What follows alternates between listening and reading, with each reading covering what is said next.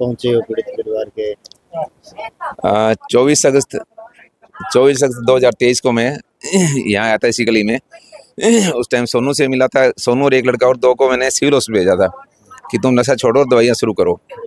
आज मैंने पता किया तो उन्होंने कहा कि 2 महीने उसने दवाइयाँ ली, उसके बाद दवाइयाँ बंद कर दी थी उसने और वापस नशे में लग गया था। तो उस टाइम 7 बंदों की डेथ हुई थी, 8वां चला गया था। इस एक गली में से नशे की वजह से पिछले लगभग 1 साल में 8 जवान बच्चे चले गए हैं। तो जब 8 जवान बच्चे चले गए तो उनके पेरेंट्स की क्या गुजरती है, अब ये देखो, बहुत माड़ी बात है। डॉक्टर साहब, इसी गली में 26 साल का बच्चा और है जो वो भी मौत के कगार पर है नशे से।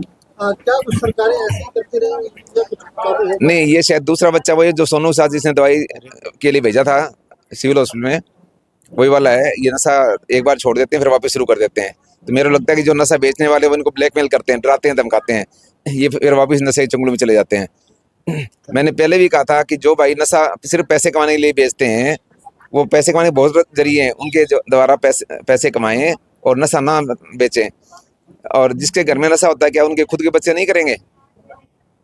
जब एक किसी बाप के एक ही लड़का है, वो 18, 20, 25 साल का चला गया, उस बाप में क्या गुजरती है? तो सरकार की ओर से क्या कुछ प्रयास किए गए नशा रोकने के लिए और आगे क्या? देखो, सरकार दिखावा तो बहुत करती है मीडिया के थ्रू, तो कि हम ये कर रहे हैं, ये कर रहे हैं, लेकिन लगता है ग्राउंड लेवल पे वो चीज़ें हो नहीं पा रही हैं।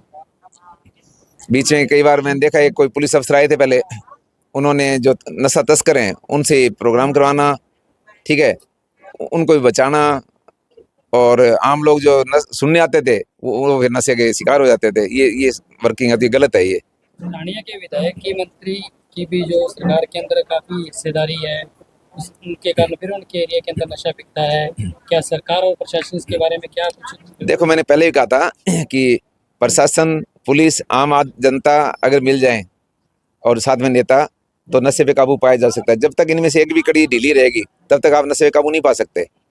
और मैं आपको बताता हूँ कि मेरा राजनीति में आने का एक सबसे बड़ा कारण ये रहा है कि बहुत सी चीज़ें जब तक आप सिस्टम में नहीं आओगे, जब तक प्रशासन आपकी पकड़ में नहीं है, आप अपने काम नहीं करवा सकते। और जब प्रशासन आपकी पकड़ में है तो आप अपने छोटे काम भी करवा सकते हो और बड़े काम भी करवा सकते हो। ये सच्चाई है आज अपने समाज की।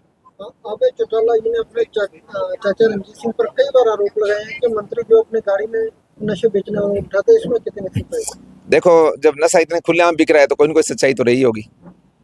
नहीं तो अगर कोई हल्के का विधायक है या मंत्री है, वो चाहे कि मेरे हल्के में नशा ना बिके, तो पुलिस को खींचे, पुलिस फिर नीचे वालों को खींचे, और नशा बिक नहीं सकता। मैं आपको बता रहा हूँ, कहीं न कहीं ढिलाई है जिसकी वजह से नशा बार बार बिक रहा है और ये जवान मौतें हो रही हैं।